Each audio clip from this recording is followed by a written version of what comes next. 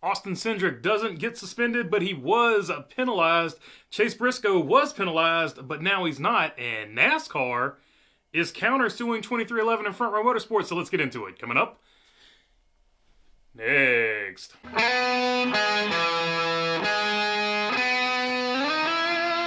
What's going on, everybody? Hope you're doing good today. All right, let's start off with NASCAR deciding that they are going to countersue 2311 and Front Row Motorsports. I saw this article from Road and Track and Fred Smith.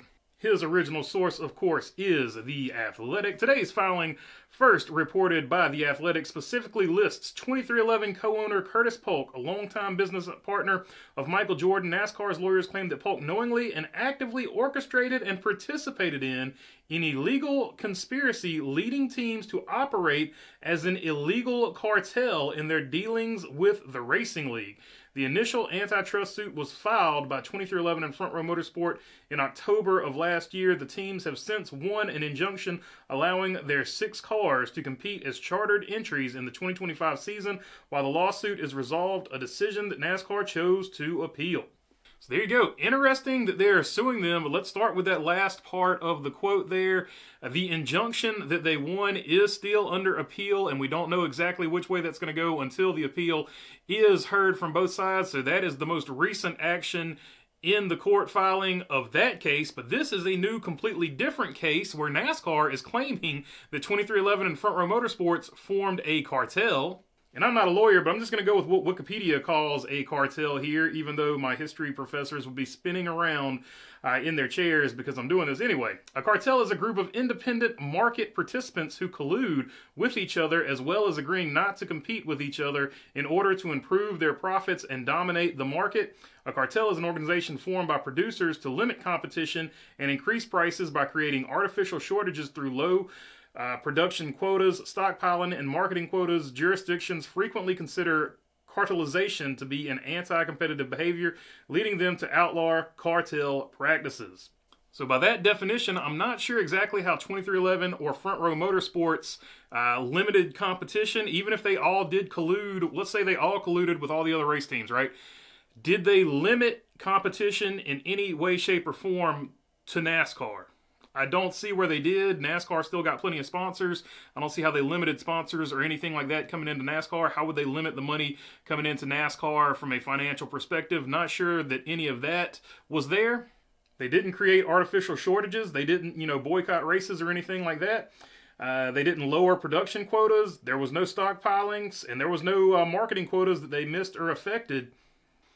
So not sure what NASCAR is going on about, that they organized a cartel. I'm sure NASCAR has a different view on it, but more or less they organized, in my opinion, a union, which is completely legal in the United States, whether you like unions or not, but it's still completely legal to make one. But I don't see where it's a cartel because they weren't influencing the factors of the marketplace. So I'm not sure exactly where this one is going to go. But it did go on to say which specific part that NASCAR is talking about. And it said NASCAR fired another salvo in its legal battle with Front Row Motorsports. The NBA legend Michael Jordan's 2311 Racing. The latest legal maneuver in a months-long saga is a countersuit accusing the two teams of violating the Sherman Antitrust Act. Notably, the suit is in response to initial antitrust suit filed by the teams against NASCAR. So there you go. They're saying it violated the Sherman Antitrust Act, and that is the grounds that they're trying to stand on, saying that it was, in fact, a cartel. On to something far less complicated. Chase Briscoe's penalty was overturned. The National Motorsports Appeals Panel on Wednesday overturned the L2 level penalty leveled against Joe Gibbs Racing's number 19 team stemming from the season opening race at Daytona International Speedway. That from a NASCAR.com staff report. So apparently they deemed that the spoiler back there where they put it on, it was normal wear and tear. It was not in fact modified by Joe Gibbs Racing, and that is the reason that it had those particular wear marks on it from mounting it onto the back of the car. The Motorsports Appeals Panel decided that, so it seems cut and dry, and he is going to get those points back. Article went on to say further, in the overturning of the ruling, the 3-member panel determined the panel believes that elongation of some of the holes in the 19 Cup car spoiler base is caused by the process of attaching that specific spoiler base to the rear deck and not modification of a single source part. So there you go. Just as I mentioned, they did deem it as normal wear and tear, and it is not modification of a single source part, which of course, this I think is the first one that has been overturned with modification of a single source part. So big win for Joe Gibbs Racing.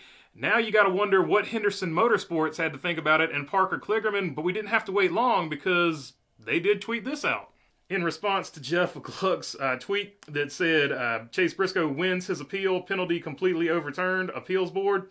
Henderson Motorsports, of course, says, bruh, and I think Das Nicely at the bottom speaks for a lot of fans who have this sentiment, at least from what I've seen on social media. Should have sent JGR HMS to do your appeal, fam.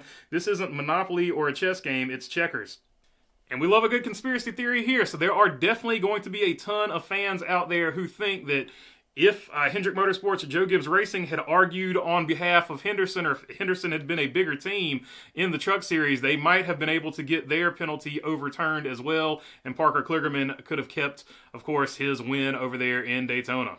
To the penalty itself, the article continued, Briscoe was initially docked 100 driver points and 10 playoff points.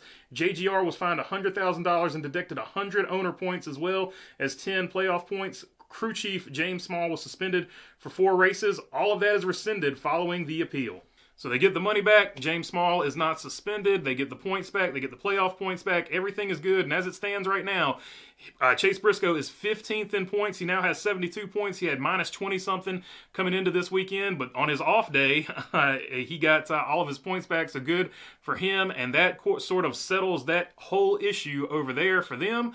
One issue that is not settled, however, is the Austin Cindric situation, and he didn't get suspended, but he is getting a fine and a points penalty. As a result, Cindric lost 50 driver points, was fined $50,000, dropping him from 11th to 35th in the standings. NASCAR stopped short of giving him a one-race suspension, something it did previously for drivers who intentionally wrecked other vehicles, who most recently with Bubba Wallace or Kyle Larson in 2022 at Las Vegas Motor Speedway, and Chase Elliott on Denny Hamlin in 2023 at Charlotte Motor Speedway.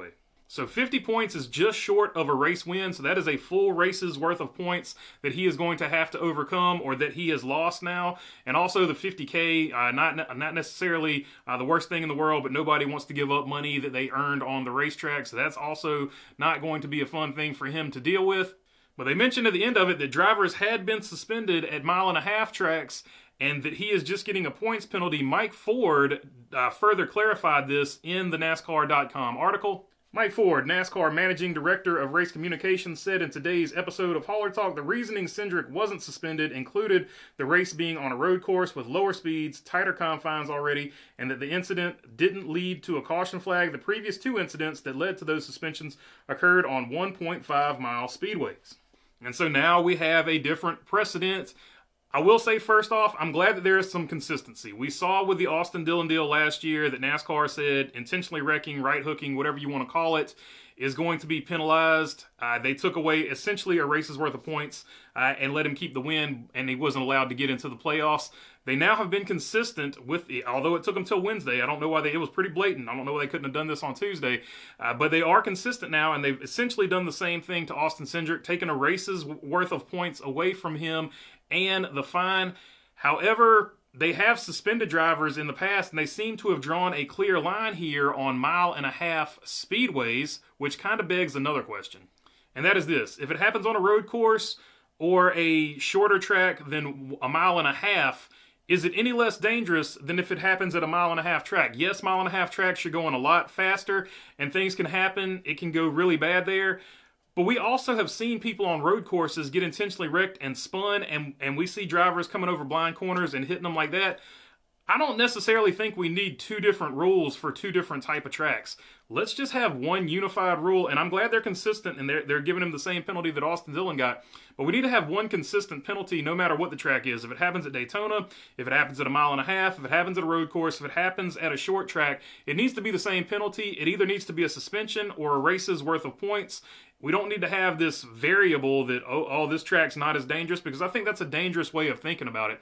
I would personally like to see a one-race suspension whenever this happens. If you're going to be consistent and somebody gets intentionally wrecked, I would like to see a one-race suspension, because at the end of the day, it is a safety issue. You can't just be wrecking people when you get irritated or when you want to win a race or anything like that, because at the end of the day, even though a lot of people don't think about it all the time, it's a super dangerous sport, and that could be the absolute worst situation, especially with this new car, which I'm not necessarily the biggest fan in the world of its safety record thus far. So I would like to see more consistency. Either all of them are a race's worth of points, or all of them are a one-race suspension. I don't understand the logic of these type of tracks, it's points. These type of tracks, it's a one-race suspension. I don't think that's the best way to go about it, but that's just my personal opinion on it. And that's going to do it for this one. Thanks for checking us out. If you're first time, would love to have your subscription. If not, I'll keep making these things. If you're already subscribed, you know I appreciate you all as well. And other than that, have a good Wednesday. Peace.